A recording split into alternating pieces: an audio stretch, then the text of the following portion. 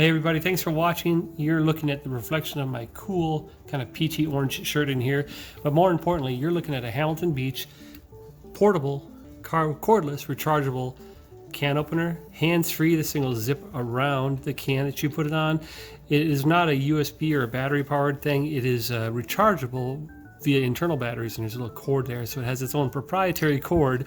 But the charge lasts for a while, enough so that you could take this on a camping trip for the weekend or out on picnics and not have to worry about recharging it.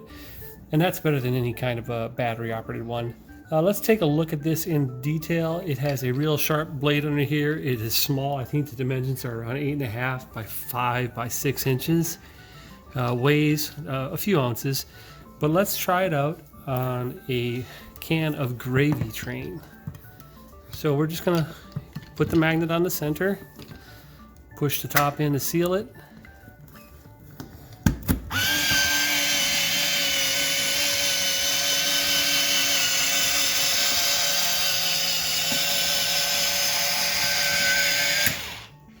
It stops when it's done. That's pretty groovy. Lift it up.